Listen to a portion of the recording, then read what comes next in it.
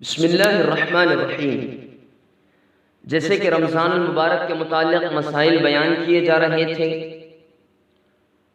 تو آج انشاءاللہ العزیز صدقۃ الفطر کے مسائل بیان کیے جائیں گے کہ صدقہ فطر کس شخص پر واجب ہوتا ہے۔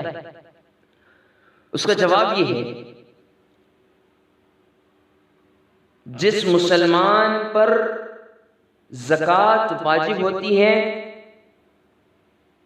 اس شخص پر صدقۃ الفطر بھی واجب ہوتا ہے۔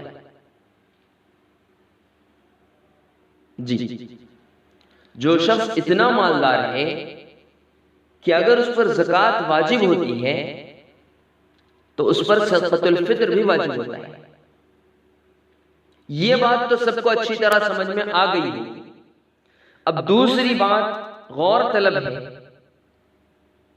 کہ جس پر زکوٰۃ واجب نہیں ہے لیکن قرض اور ضروری اسباب سے زائد اتنی قیمت کا مال ہے جتنی قیمت پر زکوٰۃ واجب ہوتی ہے، یعنی اگر کسی شخص کے پاس 52.5 تولے چاندی کی قیمت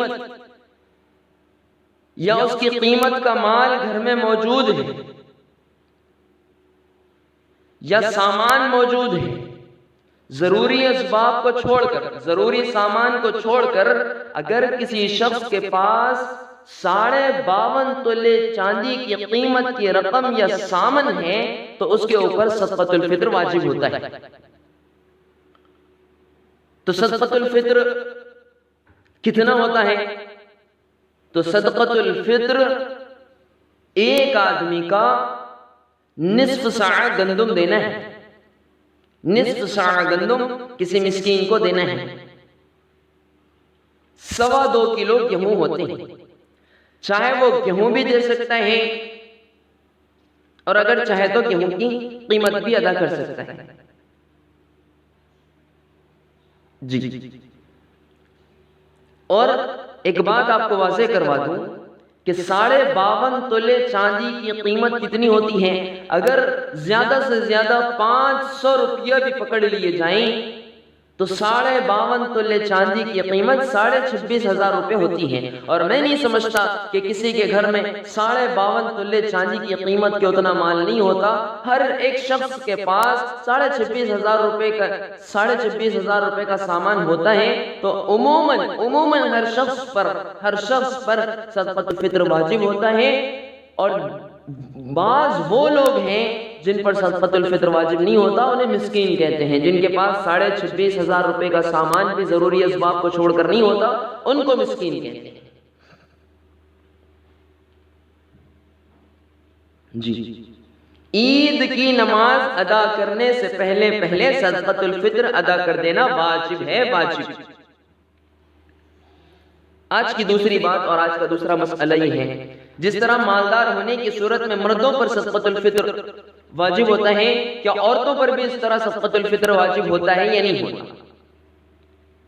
تو اس کا جواب یہ ہے، جس طرح مالدار ہونے کی صورت میں مردوں پر صدقۃ الفطر ادا کرنا واجب ہے، اسی طرح عورت مالدار صاحب نصاب ہے یا اس کی ملکیت میں قرضہ اور ضروری اسباب سے زائد اتنی قیمت کا مال وغیرہ ہے جس کی قیمت 52.5 تولے چاندی کی برابر ہے، 52.5 تولے چاندی کی ہوتی ہے۔ مثلا اس کے پاس زیور ہے جو والدین کی طرف سے ملا ہے، یہ شوہر نے نصاب کے برابر زیور عورت کو بطور ملکیت دیا ہے، یا مہر میں اتنا زیور ملا جو نصاب کے برابر ہے، تو عورت کو بھی اپنی طرف سے صدقہ فطر ادا کرنا واجب ہے، واجب۔ ہاں، لیکن یہ بات اس وقت لاگو ہوگی جبکہ اس کے شوہر نے اس کا صدقۃ الفطر ادا نہ کیا ہو۔ اگر صدقۃ الفطر اس کے شوہر نے ادا کر دیا تو اس کو دینے کی اب ضرورت نہیں ہے۔ تیسری اور آج کی اہم بات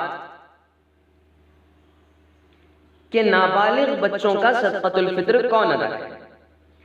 تو اس کا جواب یہ ہے، جس آدمی پر صدقۃ الفطر ادا کرنا واجب ہے اس کو اپنے نابالغ لڑکے اور لڑکی کی طرف سے بھی نکالنا واجب ہے۔